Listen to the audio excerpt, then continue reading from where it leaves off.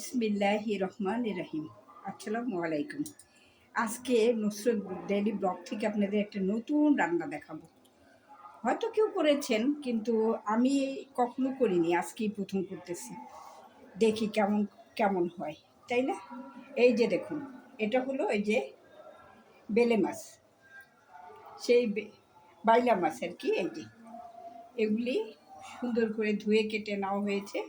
আর এই যে টমেটো দিব, ধনে পাতা দিব, পেঁয়াজ বাটা দিব, আর এই যে লেবুর পাতা আর কাঁচামরিচ আর পেঁয়াজ দিয়ে রান্না করব। এই বেলে মাছ রান্নাটা আমি আমার মার কাছে শুনেছি, আমার নানু নাকি খুব সুন্দর করে এই মাছটা রান্না করতে। তার কাছ থেকেই দেখি, ছোটোবেলা খেয়েছি কিন্তু কখনো রান্না করিনি। খুব রান্না করতেছি, দেখিবেন সুন্দর, এবং দেখতেও খুব ভালো লাগতো, খেতেও খুব সুস্বাদু লাগতো, কিন্তু কখনো রান্না করতেও দেখিনি, বা কি করে করে সেটাও দেখিনি, কিন্তু বুঝে বুঝে আজকে করলাম, দেখি কেমন হয়। এটা একদম ভাসতে ভাসতে ব্রাউনিশ হবে।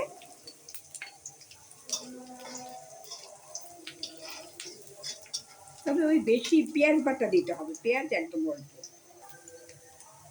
এই যে দেখুন, অল্প একটু হলুদ দিলাম। এবং বৈশাখ মাসে আসবে আসবে করতো, তখন আমার আম্মাকে দেখতাম রান্না করতে এরকম করে। এই পেঁয়াজ বাটা, ওর একটু পেঁয়াজ বাটা দিয়ে দিব। এই যে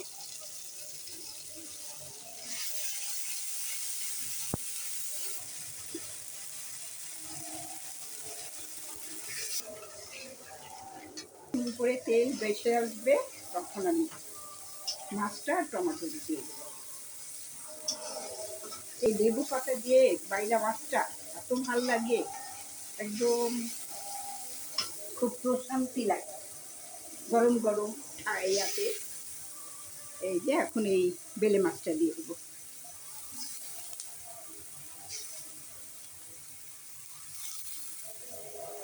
এরকম সাইজ নিত, আবার কখনো বড় নিত, এরকম করেই রান্না করতো।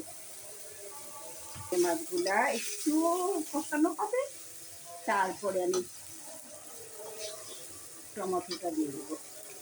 এই এই যে টমেটোটা দিয়ে দিলাম।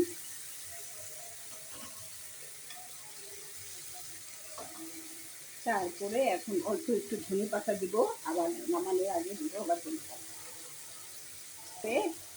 এই যে মরিচটা দিয়ে দিলাম।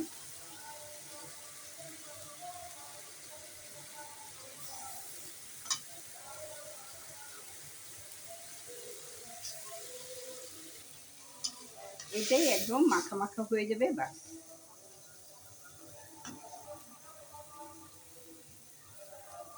এই যে এখন ঢেকে দিব, এটা হতে থাকবে। এটাই হলো বাইলা মাছের আর বাইলা মাছের টমেটো দিয়ে লেবু পাতা। এই যে দেখুন, এখন লেবু পাতাটা দিব, চুলাটা বন্ধ করব। বাস,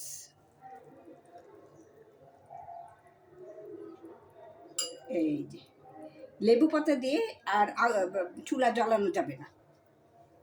বাস, এই হয়ে গেল আমার এই যে টমেটো দিয়ে বেলে মাছের লেবু পাতা দিয়ে রান্নাটা।